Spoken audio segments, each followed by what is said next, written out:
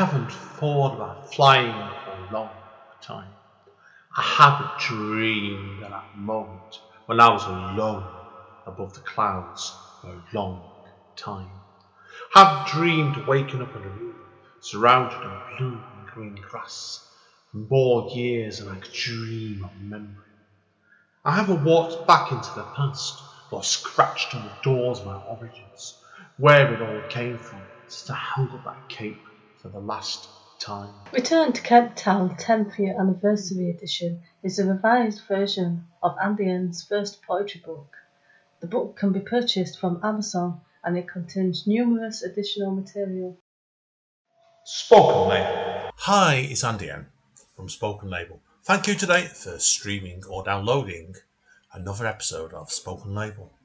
Spoken Label was originally set up on beginning of 2016 and as of speaking has currently nearly 300 sessions. The full archive is available on Spoken Label bandcamp.com. Although it is available for free for stream and download if you wish, I am always grateful for any sort of kind of donation to enable me to keep the running costs of this podcast going. And enjoy. Take care. Bye bye. Spoken Label. Hi guys, Andy N, Spoken Label, back in the house on a Wednesday evening. Yes, it has been a bit of an adventure today because people who know from previous podcasts recorded the last few days, there's been some issues with N Towers' laptop. i.e. it's been naughty. But anyway, we've managed to get online tonight. A little bit later than I planned, but I've got a wonderful writer with me today who's currently from Los Angeles, and what will come into her background more in a moment, who's got in touch with me over matchmaker.fm over a poetry collection she's just bought out, which is a staggering book. It really, really is, this one. I've got a lady called Andrea Carter Brown with me. So Andrea, obviously, for people who don't know you, first of all, would you like to tell people a little bit about yourself? Obviously, where you live now and where you come from, and we'll start from there. Okay. I live now in Los Angeles, in the Hollywood part of Los Angeles. I moved here in 2004. I was born in New Jersey in Paterson, which is, if you know the American poet William Carlos Williams, it's where he practiced medicine and wrote his collections of poetry, one of which is called Paterson. I was wondering if that was the case, because I'm a big fan of him. As an adult, I moved to New York City as quickly as I could. It's where I always wanted to live. And I finished college there. And I basically lived there on and off, but basically there until 2004. Brilliant. That's fine. Great. Because I know, obviously, as a writer, obviously, I know you've had a couple of collections published, and I want to talk about, obviously, before we go into your collections themselves. I know your first collection came out just a couple of years after you moved to New York City. But where did all your writing originally come from? Wow. I always loved to read from early childhood, and as a teenager, I started reading poetry, and voraciously. But I was too intimidated by it to write. But in college, I studied it. I studied French poetry, which is what took me to Paris for my master's degree.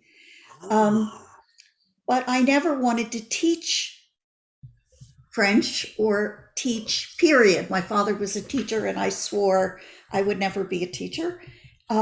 So when I had to find a job, I ended up in a business career, and I was an accountant for about 15 years, working for small businesses in New York City.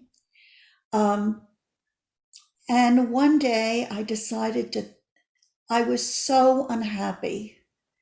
I felt like the me that had studied literature, that had loved writing, that had been too frightened to try to write, was getting lost. And I was very unhappy with the world that I was living in. And so I cold turkey quit my business job, and I started writing. Wow. And that Wow. was I was 32 when that happened. Respects you there. And of course, it wasn't exactly easy. Oh no, it won't be easy. And so it was another almost 10 years before I started getting published. I sort of apprenticed with a series of, I took master classes and workshops with a series of poets whose work I admired in New York City. Yeah, I'm always a believer with writing, and I suspect you would agree with me on this. You can't expect to be writing brilliant stuff immediately. I think it takes time, doesn't it? You have to get the rubbish out of your system before you get into the good stuff, I always believe. Yeah, I entirely agree, but there's always the fantasy that, in fact, you're not going to have to do that. That's true. And if you come to something later in life, which is creative, there will always be people telling you, well, if you're over 25, forget it. It's all downhill after that. Writing is something that you can do your entire life. And at every phase of your life, you have something different to offer and something different to say, and you can keep growing yourself. So I'm a pretty stubborn person. There are many times I could have given up. Join the club. And you can go down the rabbit hole of jealousy of people who are more successful, who get published easily, who get a lot of attention. But that's not good for the writing either. I mean, that's not a good place to be writing from. So, but I'm happiest when I'm writing. And once I figured that out, I sort of rearranged my life in order to maximize that. And I think the work is better when I'm happy, even if I'm writing difficult things. When I'm not writing, my husband always knows that I'm not writing. I cannot fool him. First of all, I get crabby. Oh, I could name someone like that. I'm not going to name him. This bit might get edited out. Anyway, so I feel like I'm in a good place now. And I want to get to a better place all the time. No, understandable.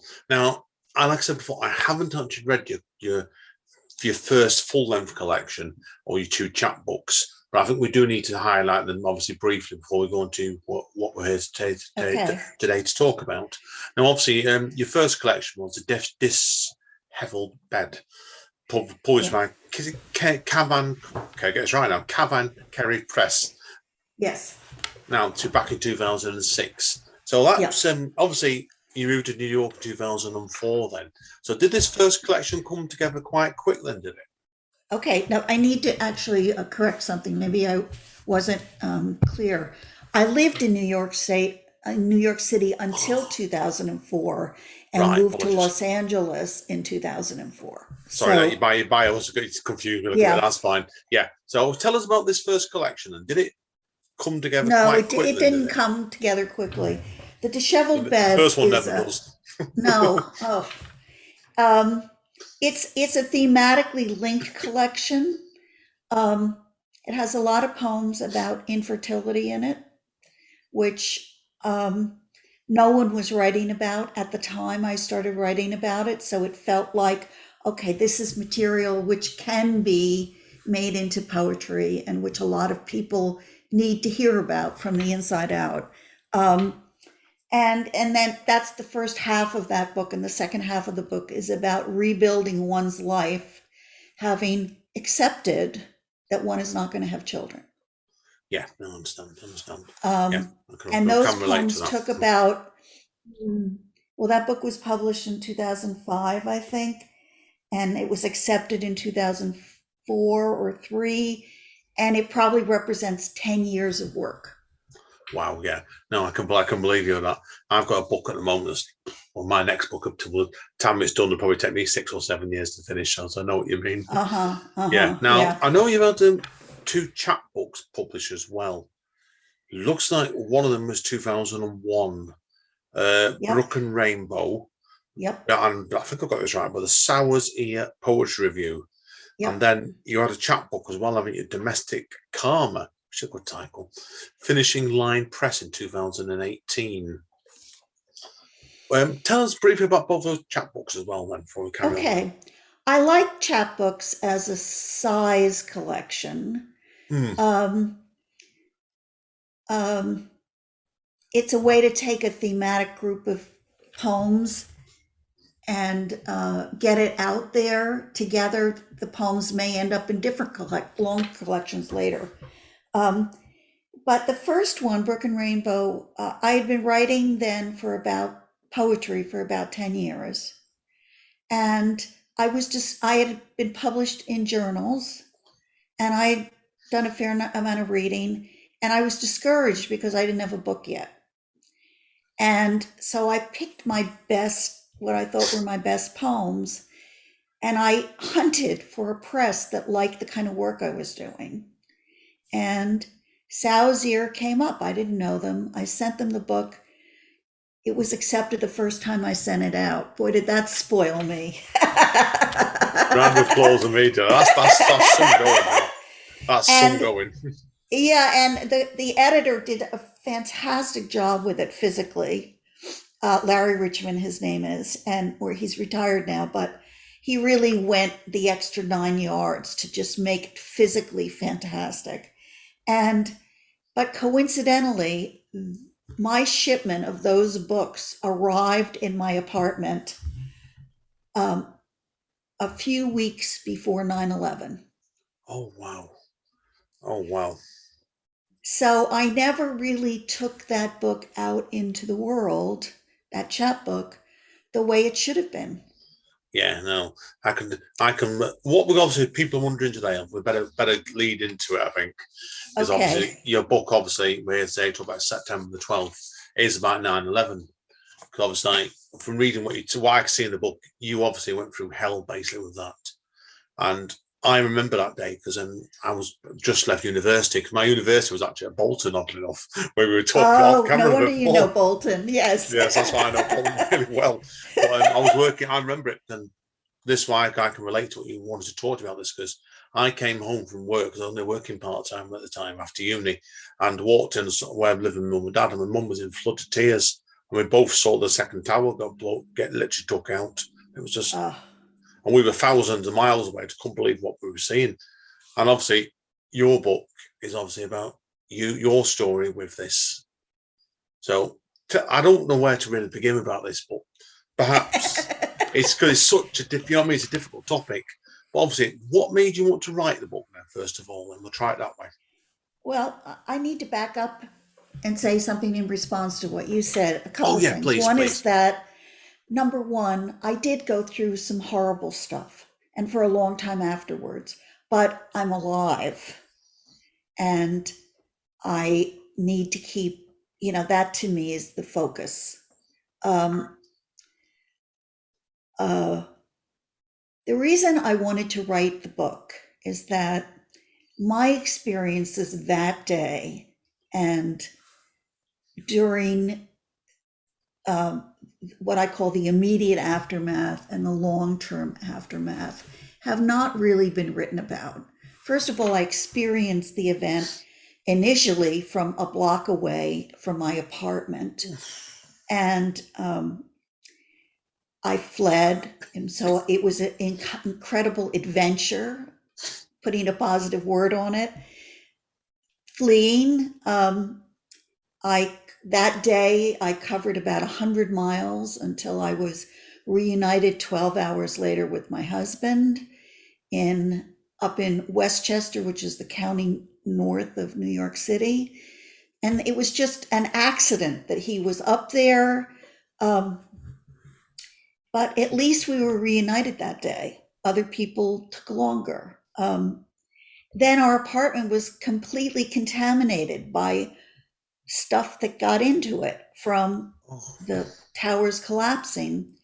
So we had to deal with the loss of our home and finding a new place to live while that was being done. Then because of exposure to the dust that morning, I developed severe asthma and was banned from going back there for a long time. So our return, we eventually went back to that apartment, which a lot of people who lived in the building where we lived and nearby didn't. They just abandoned everything they owned and moved away.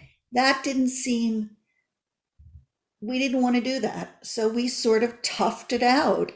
And we toughed it out until we decided that no, it wasn't going to get better. No, we were not going to be able to have a reasonable life that wasn't all about the cleanup and the rebuilding and the memories and the ghosts and the health issues. And that was when we moved 3 years later, or 2.5 years later, to Los Angeles.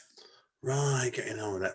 Yeah, it's nice said to you, everybody. I don't always say I'm very picky. I will often praise the book to death, and I will in this case, because this is a tremendous book. And it's certainly, when I was going through it, and I know obviously we were talking off mic before, I know Walt Whitman was obviously a massive influence in your work. And there's several parts in some of the later poems in it that you actually put, I think you do mention Whitman in it, and I can see it in this book, I can immediately. Now, the book itself obviously is split into 5 sections.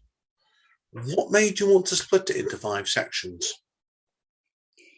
It wasn't originally in 5 sections. You know, the genesis of this collection, it took me 18 years to write it. Oh my God. I would say about 10 years to write the poems, but meanwhile I was assembling it and trying to find the right form. One of the issues I struggled with is that the material, even to me, but I think to readers, is so difficult that there's reader fatigue pretty quickly. So when it was a single long poem with a lot of parts, but basically no sections, I was already struggling with how to break it down into manageable chunks so that people could take breaks, sort of like chapters in a novel. Yes. And eventually, then I realized that you can't, in some ways, this is a love poem for a life that was lost, not literally, but metaphorically, on 9/11. It's about the difficulty of experiencing it and recovering from it. But the backstory to all of that is that what was taken away from me was my neighborhood, all of my routines, many people that I knew.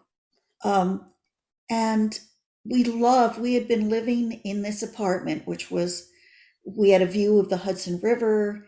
I could see the World Trade Center from our living room window and our bedroom window. It was in New York City. It was a fantastic place to live. We saw the tides coming and going. The birds migrated through, the monarch butterflies migrated through. There were a lot of trees. There was even some grass. There were boats coming and going. I was just had always been fascinated by that sort of river traffic, which is, you know, the economic and personal life of the city. And the history of the city is so much about the water and trade and immigration. And at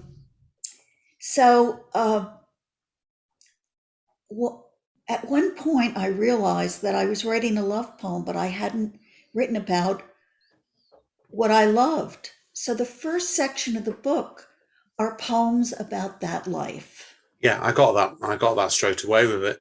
And then I realized that the book would not be, originally the book was going to end at the end of what's now the 4th section. But I realized that I didn't want it to end with the struggle to recover. I wanted to portray the kind of tentative recovery of my new life in California. And that's what the last section is. So, and the middle section is a portrait of the town where I grew up, which in the first few months after 9/11, completely by accident, I learned that 11 people from this very small suburban town in New Jersey called Glen Rock had died that morning. It was a town which, even when I grew up there, funneled its workers into the Wall Street area because that's where the train routes went. You know, you live on the commuter route that's going to take you to where you're working. So the vast majority of people who lived in that town worked in downtown Manhattan, near Wall Street or in the World Trade Center. And but it's a small enough town that you really would have known everyone, directly or indirectly. And I decided when I realized that the town that I knew so well had suffered this body blow of loss that day. It was one of the highest victim counts of the surrounding area. Of course, New York City had the highest, but of the suburban towns that kind of circled the city, Glen Rock was in the top 10.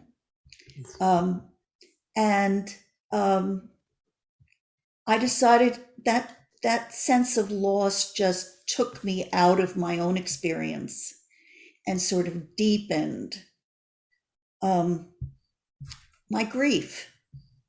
And so I decided to make that the centerpiece of the book. In its own little section, so that it just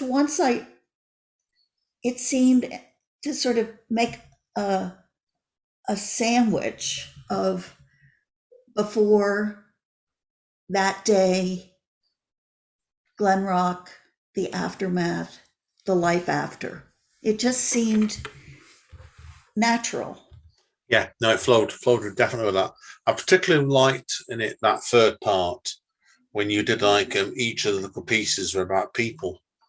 I think they were all about the various of all the victims themselves. And then I found it quite interesting at the end of it when you went for little poems about each of the victims, but then he went to the poem called The 11th Victim. What made you want to do it that way at the end of that section? Well, the first 10 victims lived in the town when they died. And the 11th victim had graduated from high school and moved to New York City to work in Wall Street. But when I went, the town has a quite eloquent little memorial in a park near the train station. And his name was engraved in the bench with the 10 other names. And I realized that his family was still living there and he still identified that town as his home. So, and he got me thinking about how many of us think of the town, if we had a town where we grew up or an area in a city, we think of that as our home for a long time into adult life. You do, definitely. Some of us never leave it, lose that. And there's a connection to that place, which even when you've built a life somewhere else and you think of yourself as, for example, I think of myself as an Angelino now. I've now lived here for 17 years. I know my way around. This is my frame of reference. Yeah. But in some ways, Glen Rock will always be my hometown. Yeah, and I wanted to write about all of us who feel connected through our paths, through our pasts, permanently to a place. Yeah, no, I can see it in the book. It's the book is on life, and it's like when I'm reading it, the emotions that are in it. He said to me straight away. He said, "It took you 10 years to write this." And it felt it to me as you went along. It's a lot of work gone into this book. How did it compare then to your first full-length book? I know it was done. The first full-length book was done a long time ago.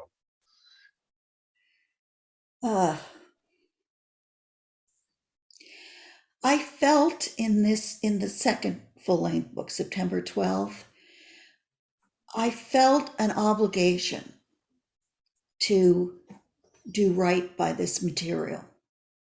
Yeah, no, I understand. I felt it wasn't simply a book about my experiences around a certain subject, but I wanted it to, initially, I wanted it to add to the historical record, and there isn't anything in it which is made up, which I probably shouldn't say given that it's poetry, but I know but I will, because that was a challenge, as you when you're in the time of an event, what you learn about that event afterwards creeps into your contemporary narrative. So I worked very hard to keep that out, so that in the part of the book where I'm describing my experiences that day, I'm not adding anything of what I learned about that later. So it would be a record, and my experience of that day, I didn't see the iconic television views of the planes going into the North Tower and the South Tower, or the views of the towers collapsing from north looking south. I didn't see that at all until much later. What I saw was what was happening close up. And then from Staten Island, which is where I sort of by accident ended up. So I wanted, I do believe in writing that honesty is important, and that's very hard. Yeah, no, of course. And I believe in the significance of details. You might not know what the significance is when you take them in, but preserving the particularity of memory is really what you have as a writer, as well as your imagination. So anyway, I this book at one point was twice as long as it is now. Wow. And that dealing with that, I mean, a poetry press is not going to take a book which is that long unless it's a selected. And you're not going to get a selected unless you already have like 5 or 6 other books. Exactly. And I wasn't there. So, but to get all of those details in, I needed 175 or 200 pages. So that's the book that I wrote originally. And then what was published is an amazing compression of what was in there. Wow. So anyway. That would have been, and to be honest with you, my second book, I remember my second book came out 2011, 11 years ago. Mine was 120 pages. And it was a nightmare trying to cut it down to the 64 pages it was down to. So yours is like twice as long as that. Yes. And I was lucky. I mean, the press taking the book on believed in the book, and they found the money to add more pages. But they would not have published it at much longer than it is now, Yeah, no, of course. So, do you envisage any of these other poems that are in this book coming out anywhere or in the future? Yes, maybe? In fact, the book that I've recently finished since this one is... by the way, people wondering now, this is what I'm going to ask Andrea now. What plans has she got next? So we'll leave it into that. Well, there was a natural segue there for you to ask about the stuff that ended on the cutting room floor. Well, a lot of it won't get published, but I started writing about my father's experience as a World War II soldier in Europe. He was in France and Germany, and he was in the Battle of the Bulge, but he was one of those soldiers who would never talk about it. So after he died, I came across his uniforms and his papers, and I got curious. I wanted to know what he had experienced. My husband is Jewish and had always asked him what he saw of the camps when he went into Germany in 1945, and he would not talk about it. So this became, I thought, okay, I'm so tired of writing about September 12th.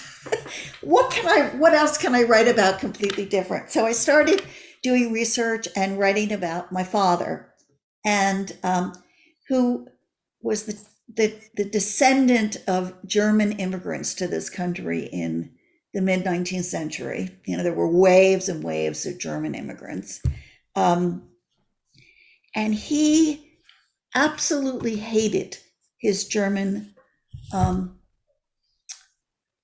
patrimony so thoroughly that he forgot that Brown, my last name, was originally Braun, and he told me and my sister and everyone who ever asked that it came from a Scots ancestor. Oh, wow. Wow. And he even when we found the piece of paper, which was the baptismal certificate of the first Brown born in this country, and on that certificate it was Braun, and on his tombstone it's Brown. My father refused to accept that he had German ancestors. He was ashamed of them. He hated everything about that. And so I thought to myself, well, this is an interesting immigrant story, an interesting story of assimilation. And where is the intersection of his experience with Nazi anti-Semitism, intolerance today? And so I started writing about that. I mean, lighthearted, right? But anyway. Comedy of the year, definitely.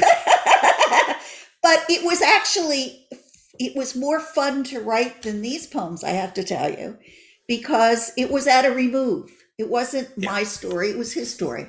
That's what I was thinking then. I think you often find as a poet, and this definitely applies to you, is like, because you can take a step backwards, it's not as uncomfortable. And that's what I think probably happened to you then, the next book, didn't it?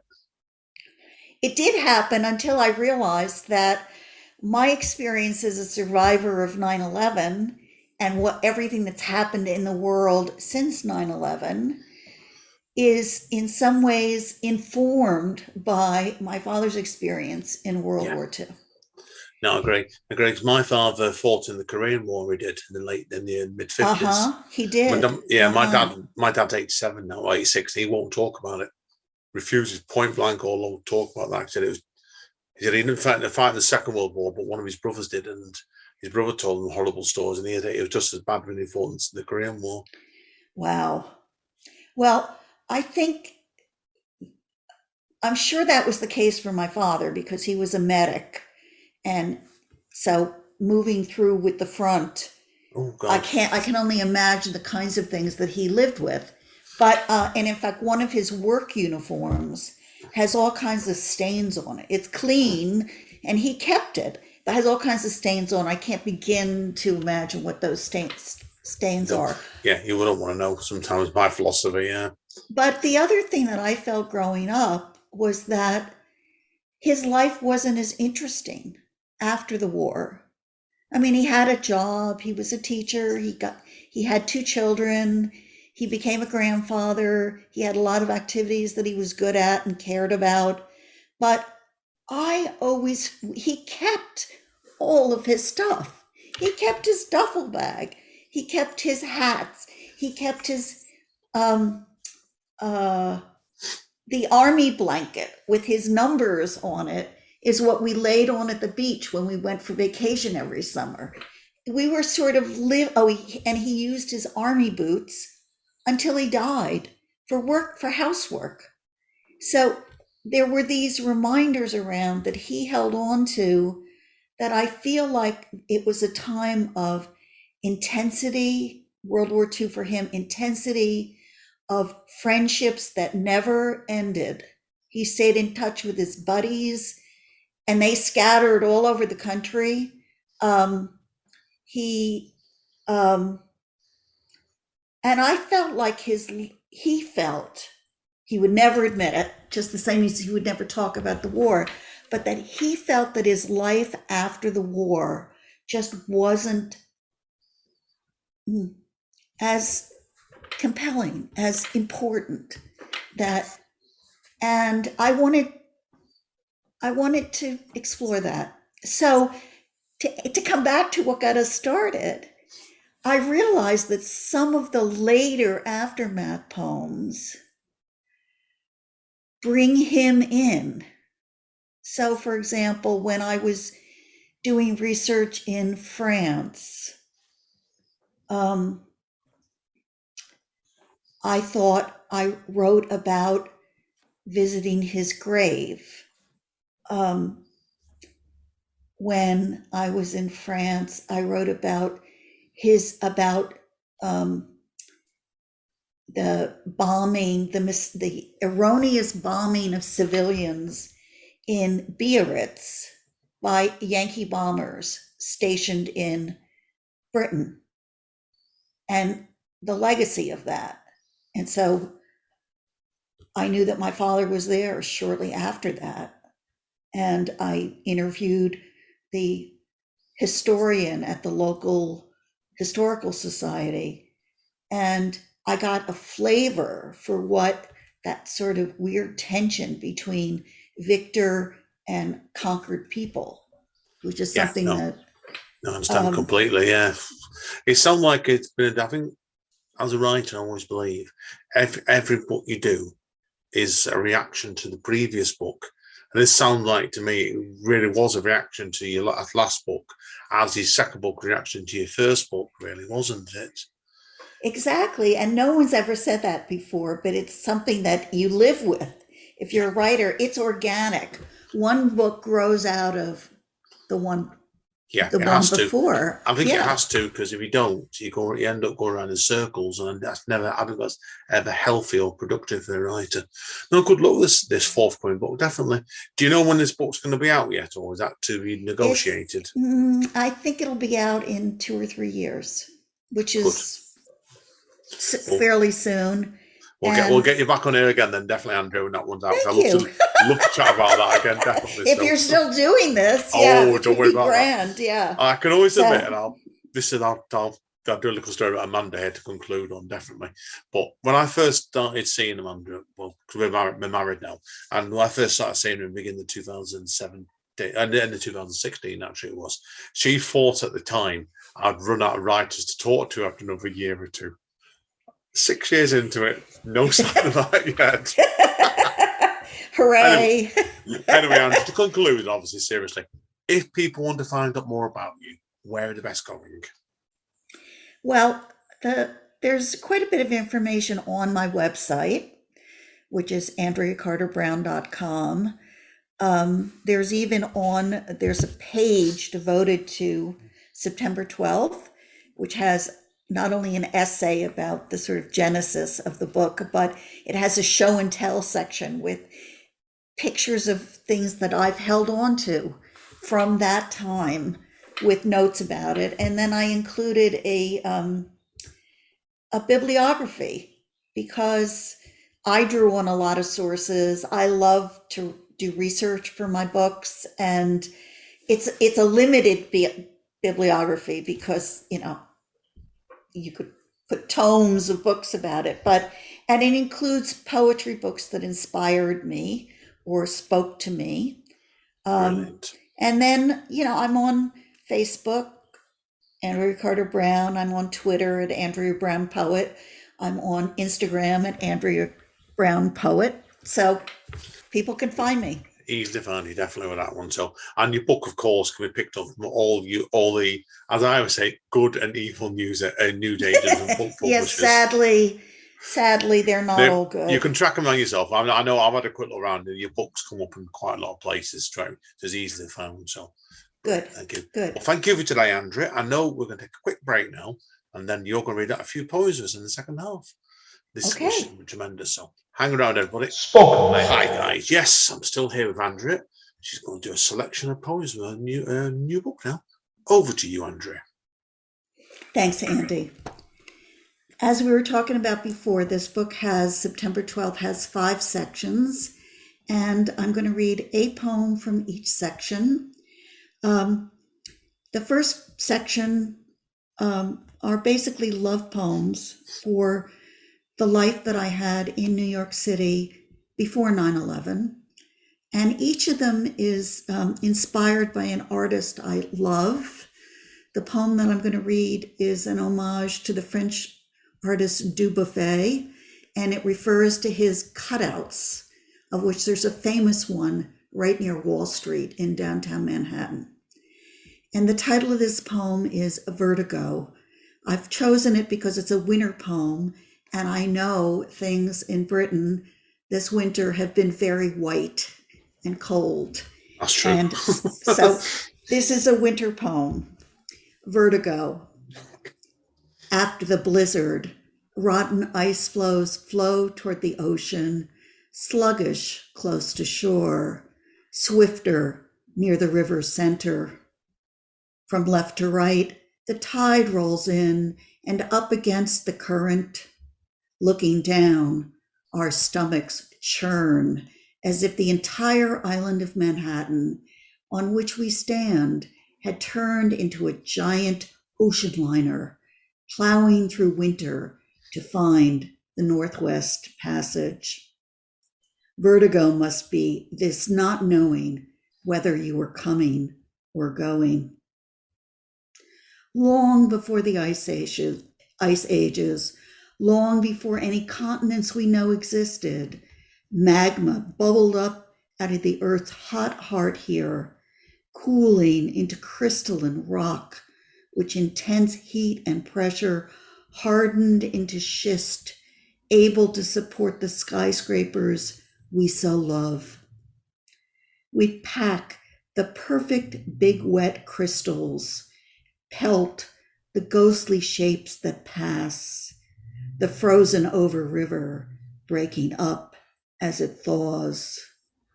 The snowballs sail forth from our hands, explode on contact, sink into slush. This is a better way than most to get through the day when your life is about to change and you don't know how or how much. Fantastic, great ending there. It's people won't necessarily know us, but we were half talking before we started recording today, Andrew and me, that you wanted to know I didn't have any poems you particularly wanted you to read for me. This was actually one of them, but I didn't want to tell you that. I was hoping. Fantastic. I was hoping. I don't like, to be honest with you, I don't like encouraging people. I want to be natural. But I remember reading this poem over the last couple of days, and I loved the ending of it. That's why it really gave a real sense of forbidding doom almost, if that's right, with the last line, and it moves the narrative along brilliantly. That was a great choice.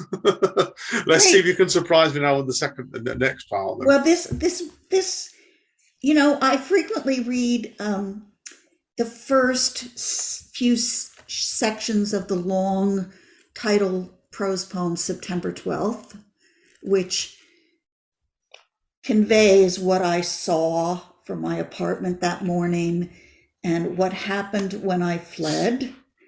But I'm going to, I think, surprise you. Cool. And I like surprises. Jump to the end of this section with what happened when we went back to our apartment for the first time 5 days later. We did it under armed National Guard escort. We were allowed 10 minutes in the apartment to retrieve passports, medicines. I got my laptop then. Thank God it wasn't destroyed because it wasn't backed up somewhere else. I wasn't dodged going to a ask you bullet that. on I that was one. thought What? myself, Excuse me? I thought, good grief. Yeah. But I want to read the last three sections of the prose poem. And it jumps into our return into the building. That first time, Saturday, September 15th. Flashlights on, dusk masks positioned over nose and mouth. We walk through the lobby, up 5 flights of stairs, and down dark hallways reeking of spoiled food. Inside the apartment, dirty white dust covers everything. The dust contains ashes of the thousands who vanished 4 mornings ago. We know this without being told. The dead now lie in our home, now cover every surface. They coat silverware, the runners on which drawers open and close. They sleep in book bindings. They seep between pages and underneath volumes packed tight on shelves. They find corners of closets where we haven't looked in years. Yes, the dead are with us, will always be with us. Our home has become theirs. We hesitate to disturb their final resting place. Leave them in peace, if there can be any. As for the living, I long to simply walk away, take nothing, and never come back.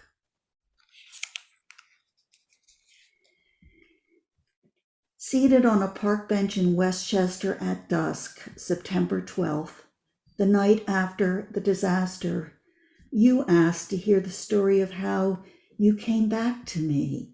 It's my new favorite story.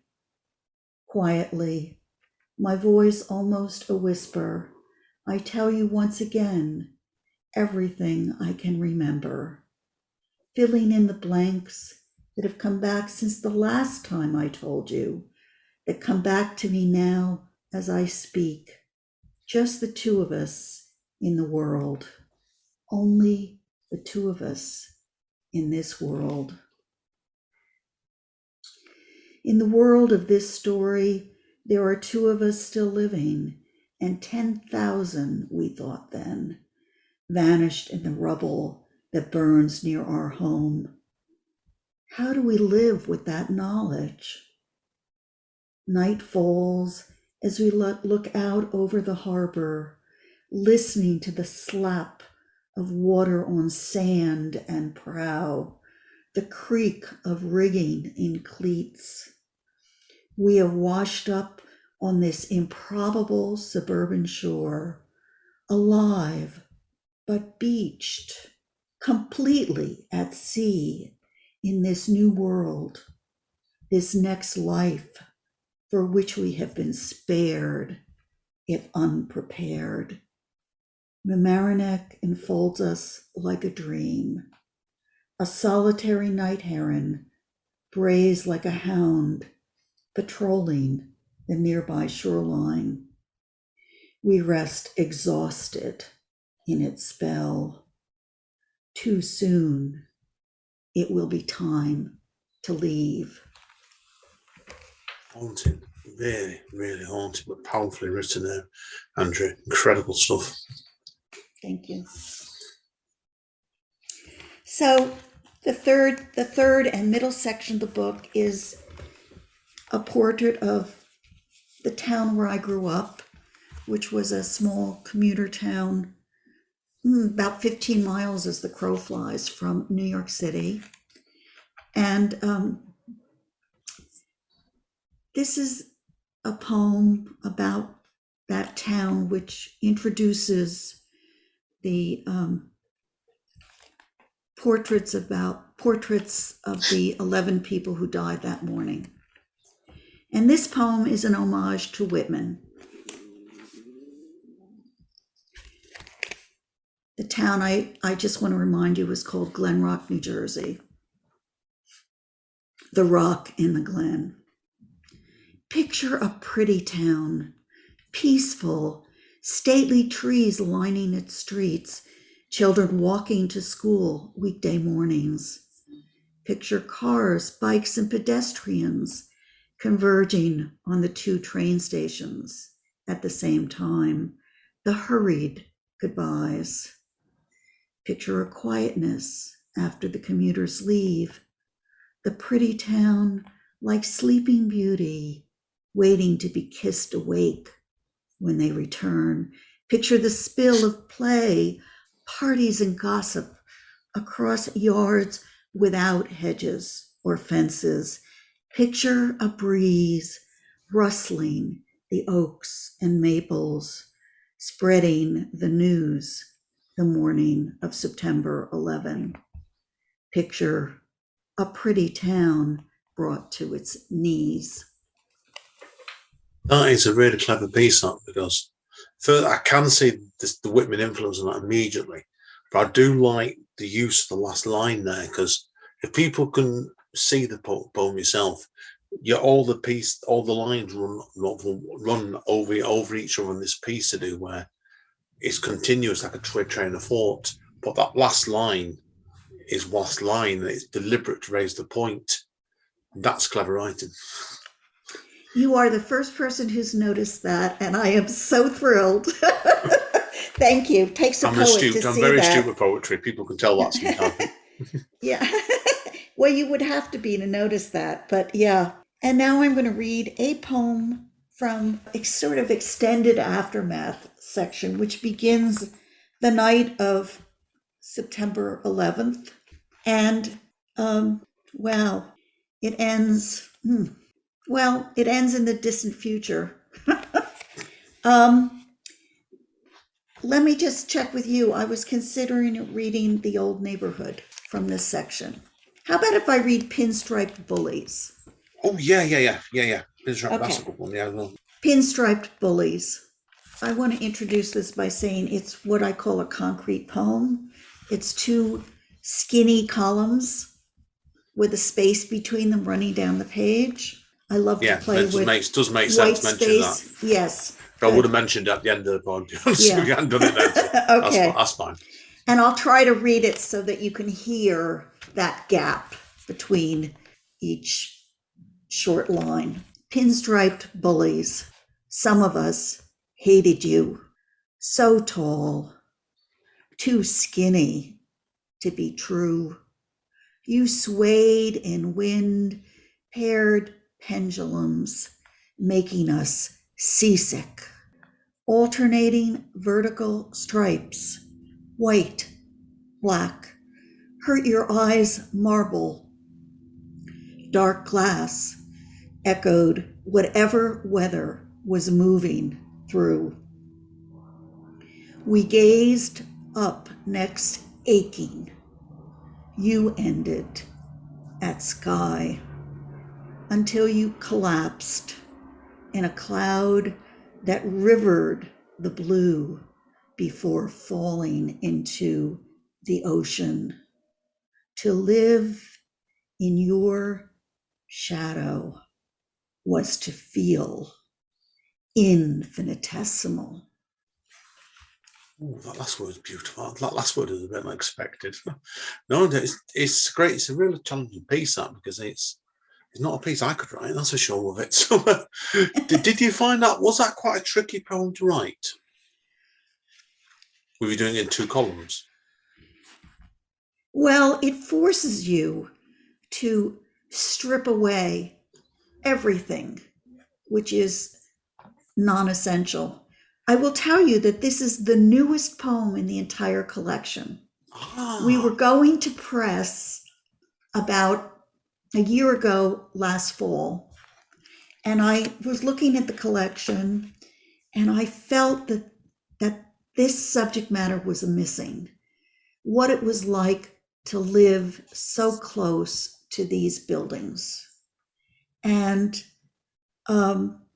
there's a very famous poem by David Lehman after the towers came down, about how people came to love the towers. Architecturally, they didn't like them initially, New Yorkers, but then we lived with them for decades, and they became part of our lives. But me, I never was reconciled to them, and I wanted to explore in this poem what that was about. And when I got to the end of it, and I wrote that line, I finally understood the source of my unease. Yeah, I think sometimes it's the last minute additions like that can really add something to your collection that you hadn't realised before. No, it's a great, fantastic piece. Okay, we're on to part 5 now, aren't we?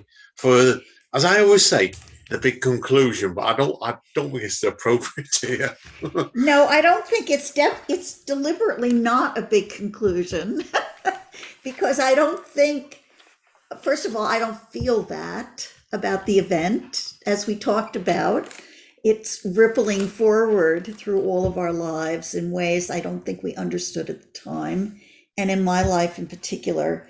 So this is a sort of patchwork of poems about what I would say life goes on. Is there a poem here that you... I really liked, I must admit to you, High Noon in Hollywood, actually. Thank you. Wow. I've enjoyed the full book, but I do like poems about Hollywood, even though this is a bit of a different take on it. Well, it is a different take, but it's an important part of what my new life has been about, with echoes of the old life. Thank you. I haven't read this one yet, so I'll do my best. I mean, when I'm writing, I read to myself out loud all the time, but it's a little different when you're reading for someone else. Oh, yeah. Okay. And